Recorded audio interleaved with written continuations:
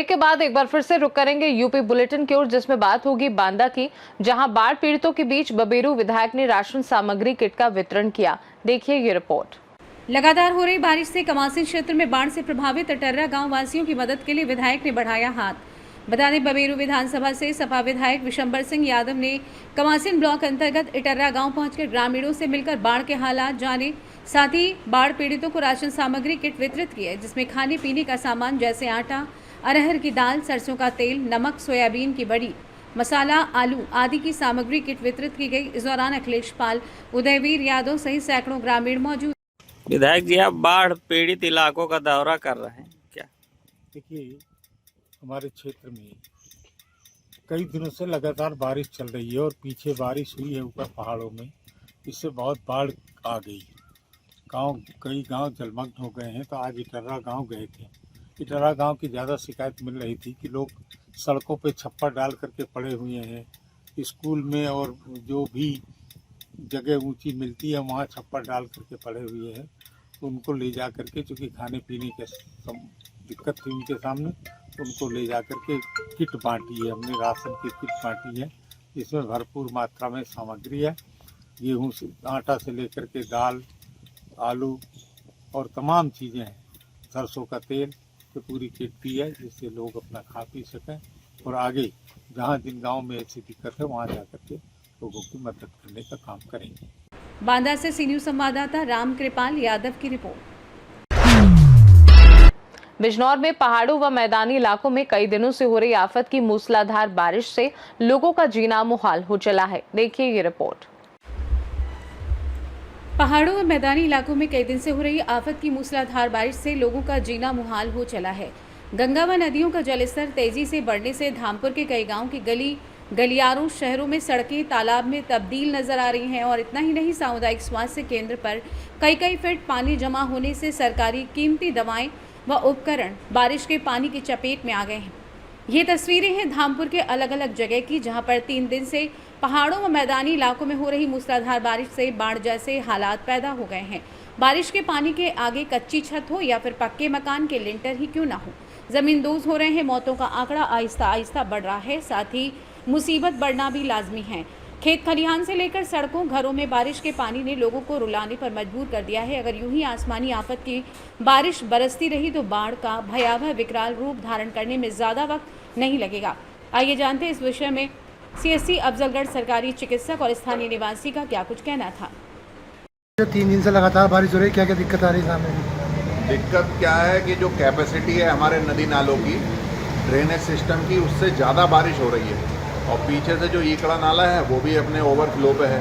तो वो सारा का सारा जितना ड्रेन होना चाहिए उससे ज़्यादा पानी आ जा रहा है, तो वो शहर के निचले हिस्सों में भर जा रहा है। तो उससे लोगों का आवागमन में भी दिक्कत हो रही है, लोगों के सामने मच्छरों के पनपने की भी दिक्कत हो रही है, बदबू की भी दिक्कत हो रही है। सामान्य जनजीवन भी अस्त व्यस्त हो गया, कहीं आ जा नहीं सकते, बच्चे स्कूल नहीं जा सकते, महिलाएं पुरुष कहीं जा नहीं सकते, रोज़मर्रा के काम पे जाने वाले लोग मजदूर वो नहीं जा सकते। तो बहुत सारी ऐसी दिक्कतें आ रही हैं जो इस जल भराव की वजह से हो रही हैं। ये जो ट्रैक्टर वाले गाड़ी निकाल रहे हैं, इसको लेके क्या कहना है आपका? बढ़िया है। देखिए, ऐसा है कि आपदा में अफसर, एक तो ये बात है। दूसरा ये है कि भाई जब किसी की गाड़ी बंद हो जाए तो उसके लिए तो एक प्रकार से ये अच्छा ही कार्य कर रहे हैं। भाई गाड़ी बंद हो जा रही है, ट्रैक्टर वाले कुछ 100-200 500 रुपये लेकर उसको निकाल रहे हैं, तो ये भी ठीक है। भाई कोई ना कोई तो सहारा देने आएगा ही। जी डॉक्टर साहब, ये बारिश का पानी CSC कैंपस में भर गया है, इसके बारे में कुछ बताएं। पिछले 3 दिन से बारिश हो रही है, जिसके कारण पहले तो कल तक तो पानी कम था, बट आज रात में जो बारिश हुई है उसकी वजह से जो है पानी जो हॉस्पिटल में भर गया है, जिससे बहुत सारा नुकसान हुआ है। दवाइयों का नुकसान हुआ है, एक्सरे मशीन का नुकसान हुआ है, इक्विपमेंट थे हमारे लैब को, उसका नुकसान हुआ है। इसकी सूचना जो है मुख्य चिकित्सा अधिकारी महोदय को दे दी गई है। और हमारी बात जो है यूपी अफजलगढ़ से हुई है, वो आए भी थे मौका मुआयने पे, और उन्होंने देखा, उन्होंने कहा कि डॉक्टर साहब अगर नाले का पानी कम होगा तभी हम मशीन द्वारा जो है इस पानी को बाहर निकाल पाएंगे। लगभग कितना नुकसान हुआ होगा? अब पानी निकलने के बाद ही उसका आकलन कर पाएंगे कि कितना नुकसान होगा, क्योंकि पानी में सब चीज़ें डूबी हुई हैं। जब ये सब पानी उतर जाएगा तभी हम जो है। धामपुर से सी न्यूज़ संवाददाता फैजान अहमद की रिपोर्ट। हापुड़ में थाना गढ़ मुक्तेश्वर पुलिस की चेकिंग के दौरान बदमाशों से मुठभेड़ हो गई। देखिए ये रिपोर्ट। खबर यूपी के हापुड़ से, जहां हापुड़ पुलिस का ऑपरेशन लंगड़ा लगातार जारी है। आपको बता दें कि थाना गढ़मुक्तेश्वर पुलिस की चेकिंग के दौरान बदमाशों से हुई मुठभेड़ जवाबी कार्रवाई में एक शातिर बदमाश घायल अवस्था में गिरफ्तार, जिसके कब्जे से एक अवैध तमंचा, मैं जिंदा व खोखा कारतूस व घटना में प्रयुक्त होंडा सिटी कार बरामद हुई। प्रारंभिक पूछताछ में घायल गिरफ्तार बदमाश ने अपना नाम आमिर पुत्र सलीम उर्फ नवाब निवासी कस्बा व थाना फलावदा जनपद मेरठ बताया है। गिरफ्तार बदमाश का एक अन्य साथी अंधेरे का फायदा उठाकर भाग गया, जिसकी गिरफ्तारी हेतु कॉम्बिंग की जा रही है। गिरफ्तार बदमाश आमिर उपरोक्त शातिर किस्म का अपराधी है, जो थाना गढ़मुक्तेश्वर से मुकदमे में वांछित फरार चल रहा था, जिस पर 25,000 रुपए का पुरस्कार घोषित था। गिरफ्तार बदमाश के आपराधिक इतिहास की जानकारी अन्य जनपद थानों से की जा रही है। घायल बदमाश को उपचार हेतु अस्पताल भिजवा दिया गया है। अग्रिम विधिक कार्रवाई की जा रही है। आइए जानते हैं सीओ गढ़मुक्तेश्वर वरुण मिश्रा का क्या कुछ कहना था। कल देर रात्रि ग्राम गावड़ी के जंगल में बागड़पुर रोड पर पुलिस द्वारा चेकिंग की जा रही थी, जिसमें संदिग्धों को रोकने का इशारा करने पर उनके द्वारा फायर किया गया। आत्मरक्षार्थ किए गए फायर में आमिर नाम का एक बदमाश घायल हुआ है, जो कि 25,000 का इनामी बोकश है। उसका एक साथी अल्तमश भागने में सफल हुआ है। अभियुक्तों के पास से एक होंडा सिटी कार तथा एक 315 बोर तमंचा, खोखा तथा जिंदा कारतूस बरामद हुआ है। आवश्यक विधिक कार्रवाई कराई जाए। हापुड़ से सी न्यूज संवाददाता सचिन सागर की रिपोर्ट।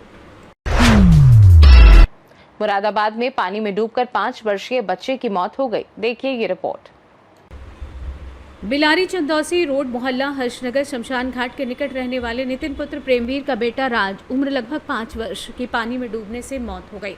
मंगलवार की शाम लगभग 7 बजे कॉलोनी के बच्चे घर के नजदीक खेल रहे थे। तभी खेलते खेलते सभी बच्चे घर के पीछे खेत में भरे पानी में नहाने चले गए। खेत में भरे पानी की गहराई अधिक होने के कारण राज नामक बच्चा डूब गया।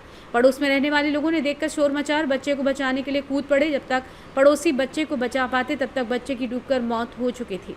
मृतक बच्चे का पिता नितिन ईंट भट्टे पर मजदूरी करता है। गोद में बेटे की लाश देखकर मां का रोकर बुरा हाल हो गया। पिता गुमसुम बैठे नजर आए। कॉलोनी के लोगों ने बताया कि खेत स्वामी ने अपने खेत की मिट्टी बेचकर खेत को तालाब बना रखा है, जिसमें बरसात तथा नालों का पानी इकट्ठा हो जाता है और कॉलोनी वासियों को खतरा बना रहता है। नगर में तालाबों पर अवैध कब्जा होने से सभी तालाब लगभग खत्म हो चुके हैं, जिससे नालों का पानी अब खेतों में पहुंचना शुरू हो गया है। इस दौरान हल्का लेखपाल ने पहुंचकर परिवार से वार्तालाप कर जांच शुरू कर दी। भाजपा नेता लवली यादव तथा विकास गुप्ता परिवार को सांत्वना देने पहुंचे। वार्ड सभासद राकेश यादव ने कहा कि इसकी शिकायत पहले भी कर चुके हैं, लेकिन कोई सुनवाई नहीं हुई। घटना हुई है यहाँ पे ये घटना हुई है, जो शमशान घाट के बराबर से प्लॉटिंग हो रही थी, उसके बराबर में ये खेत पड़ा था जी। इसमें पानी आता है बारिश का, और ये सारे नाले के अभी जो शमशान घाट का नाला है ये भी टूटा पड़ा है जी। इसका भी पानी इसी में आ रहा है जी। तो इसमें जो बच्चे खेल रहे थे, इसके कारण इससे मौत हो गई बच्चे की डूबने से। जैसे ही हमें मोहल्ले वालों को पता चला तो एक हमारी बीर सिंह भाई हैं निवासी, उन्होंने जाते ही इसमें छलांग लगाई थी। उस बच्चे को बचाने की कोशिश की, लेकिन असफल। कितनी गहराई होगी इसमें? करीब 10 फीट गहराई होगी इसकी, बच्चे को डूबने से। ये क्या मांग करते हैं आप? हम यही मांग करते हैं प्रशासन से कि इस पर जल्दी जल्दी रोक लगाई जाए, नालों को अच्छा कराया जाए, पानी की रोक लगे, और आगे भी बच्चों को नुकसान हो सकता है अगर ऐसे ही नौबत रही तो। मैं बीर सिंह निवासी हर्षनगर मोहल्ला। क्या घटना हुई थी यहाँ? घटना ये होती है, बारिश में बच्चे खेल रहे थे, खेलते खेलते बच्चे एकदम पानी में गिर गए। घर के पीछे जाके बारिश के कारण खेत का सारा पानी यहीं आता है, नाले टूटे हुए हैं, जिसके कारण 10 फीट पानी इकट्ठा हो गया गहराई तक। मेरे गर्दन तक मैं पूरा डूब रहा हूँ पानी उसमें। तो एकदम बच्चों को बचाने के लिए मैं एकदम कूदा, बट कूदने के जितने बच्चों को हमने ढूंढा उतने बच्चे के साथ दुर्घटना हो चुकी थी। तो मेरी प्रशासन से अपील है कि इस पर जल्दी कार्रवाई हो तो इसको समाधान हो। आगे कितने साल का बच्चा था? बच्चा 5 साल के आसपास। अच्छा, कितने बच्चे होंगे लगभग खेलते? 4-5 बच्चे खेल रहे थे। अच्छा, ये किस मोहल्ले की बात बता रहे हैं? ये हर्षनगर अब्दुल्ला लक्षणी शमशान घाट के पास। मुरादाबाद से सी न्यूज संवाददाता राजकुमार कश्यप की रिपोर्ट। बुलेटिन के अंत में बात होगी प्रयागराज की, जहां गंगा यमुना में बाढ़ को लेकर राहत भरी खबर सामने आई है। देखिए ये रिपोर्ट। खबर प्रयागराज से, जहां गंगा यमुना में बाढ़ को लेकर राहत भरी खबर सामने आई। गंगा यमुना नदी का जलस्तर घटना शुरू हो गया। बीते 24 घंटे में फाफामऊ में गंगा का जलस्तर कम हुआ है। फाफामऊ में 35 सेंटीमीटर, छतनाग में 49 सेंटीमीटर घटा है। नैनी में यमुना का जलस्तर 65 सेंटीमीटर कम हुआ है। सुबह 8 बजे गंगा का फाफामऊ में जलस्तर 85.74 मीटर, छतनाग में 84.87 मीटर दर्ज किया गया। जलस्तर नैनी में यमुना का जलस्तर सुबह 8 बजे से 85.31 मीटर। दोनों नदियां अभी भी खतरे के निशान से ऊपर हैं। 108 शहरी मोहल्ले और गांव बाढ़ बुरी तरीके से प्रभावित हैं। दर्जनों गांव का अभी भी शहर से संपर्क कटा हुआ है। प्रयागराज से सी न्यूज संवाददाता रणविजय की रिपोर्ट। यूपी बुलेटिन में फिलहाल के लिए इतना ही। देश और दुनिया की बाकी खबरों को जानने के लिए आप देखते रहिए सी न्यूज भारत।